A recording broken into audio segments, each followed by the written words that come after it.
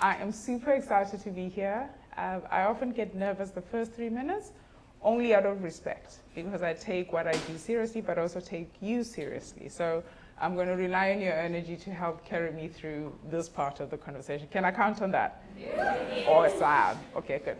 I'm often asked, what is my favorite quote? And it's E.E. Cummings.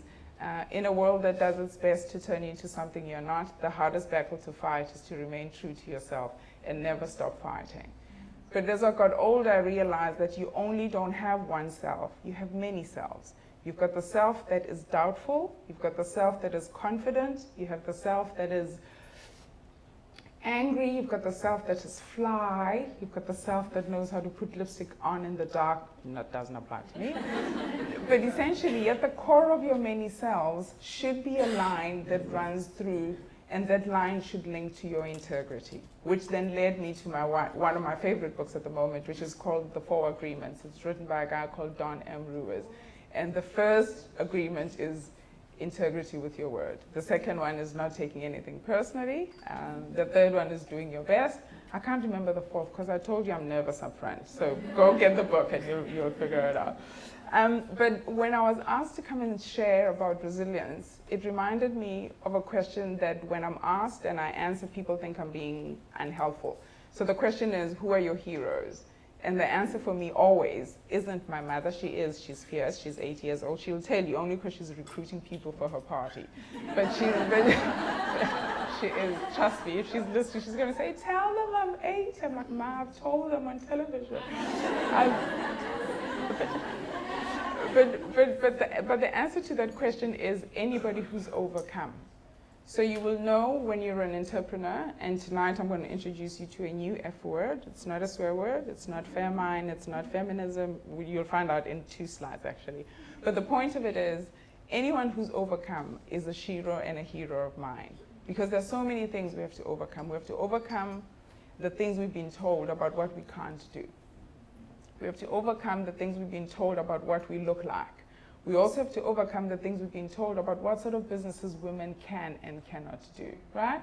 So we are here, and the power in this room could actually help Eskom with the grid. So no, for real. So I know that I'm speaking in a room of people who have a very clear sense of what they can do. And that is the beginning stages of resilience. For me, it is self-permission. Give yourself permission to do the thing that entered your soul because it came to you for a reason. Am I right or am I right? Yeah, okay. So in the beginning was a cutie who loved the bottle, who grew into a woman who still loves a bottle.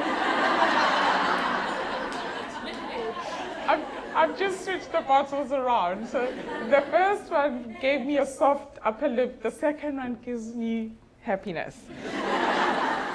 And it helps me get through boardrooms and difficult conversations when I need to have, which is why the work that we do in our business every day is about helping people use creativity to solve their problems.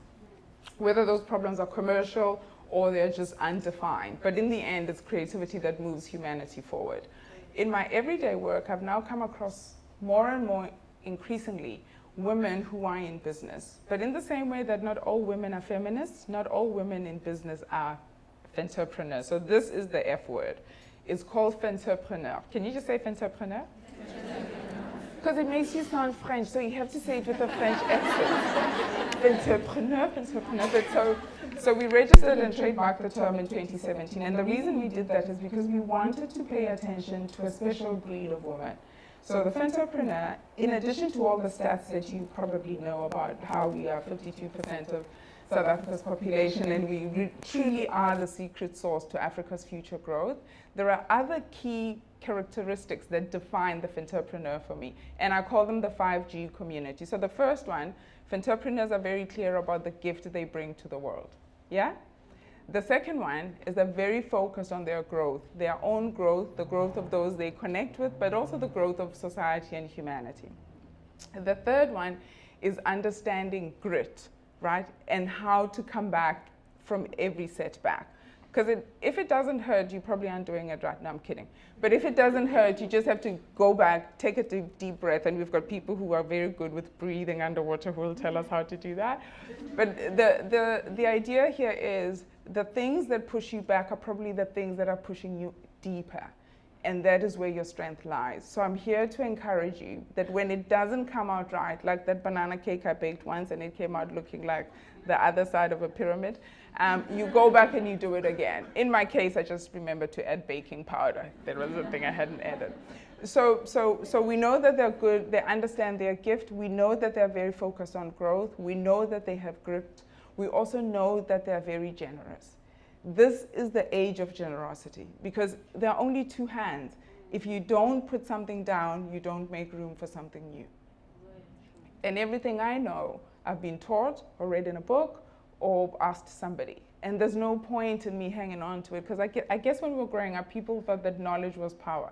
Actually, sharing is power because it gives you room to embrace and learn anew. So I'm here to encourage you to continue just sharing what you know, because that's what keeps the world moving forward. What G was that? Was that the fourth one? Fourth. Okay, so I did gift, I have to remember.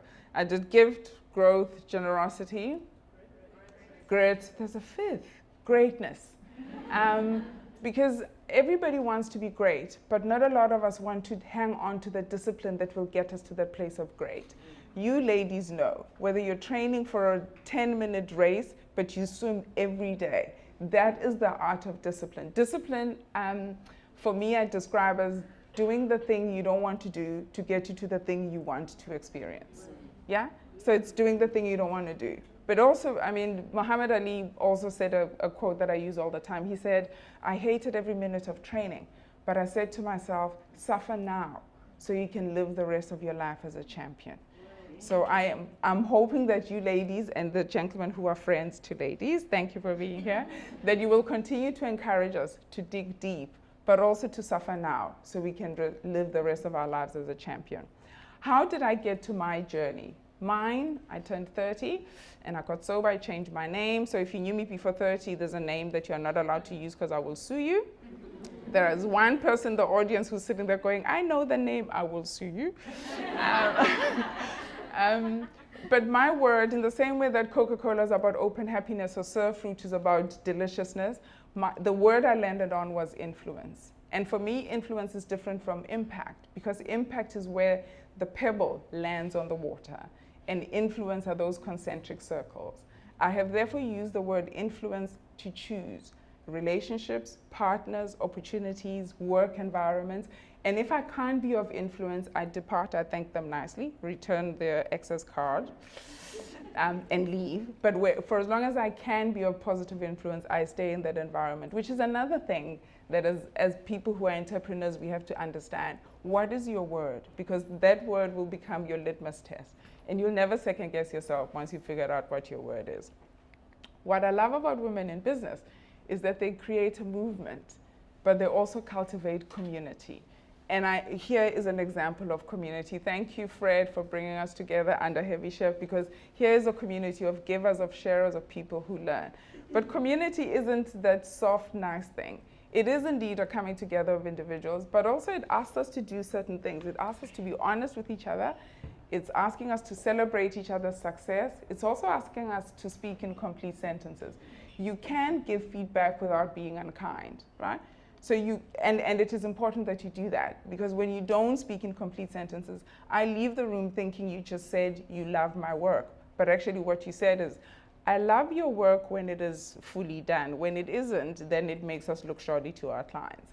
And it's super hard, but you would rather do that than let somebody leave your interaction thinking that you're on the same page. Let me tell you a couple of things about what I've had to overcome, in addition to just being a Mughal child and an only girl and a black girl who then ended up in therapy. Like, do you understand how this movie doesn't end right? I worked at an agency once. I'll use this one example. It was a Friday. If you worked in advertising, I'm sure some of you have, and Fred would remember this. You wear your jeans until they can stand up on their own. Like you jump out of them, they're just standing there. It was one of those Fridays, and somebody came into the office and they said they wanted to see the boss. So Anne called me, and the gentleman looked at Anne and said, I said I want to see the boss. And Anne said, sorry, but she's the boss. So I went back to my office, unfurled my jeans, and came back with my stack of business cards and said, sorry, sir, I am the boss. So hi, my name is Sizakele. He proceeded to apologize, right? I didn't expect you to be the boss.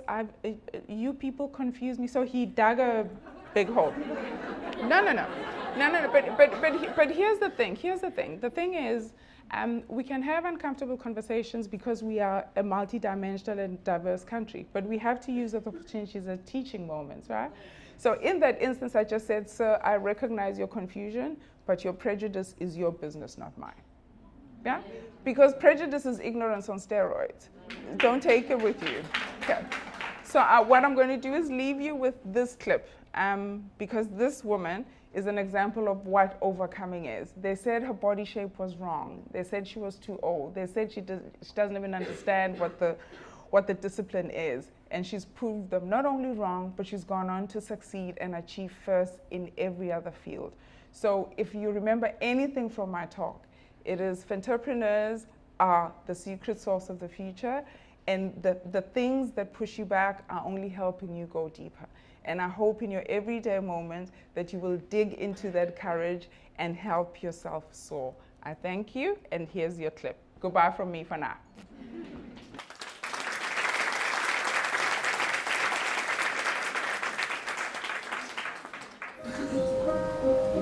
Thank you for your application to our Valley Academy. Unfortunately, you have not been accepted. You lack the right feet,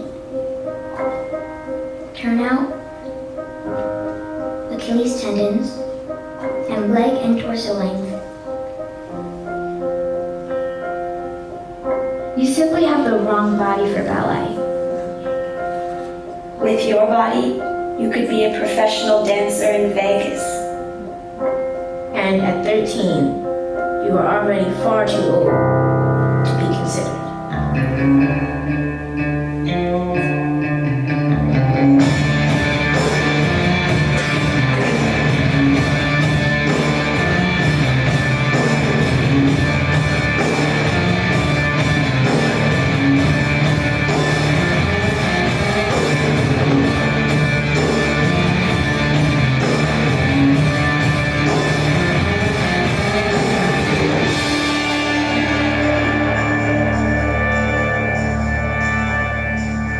Even those who have the body and the training, still most will never make it.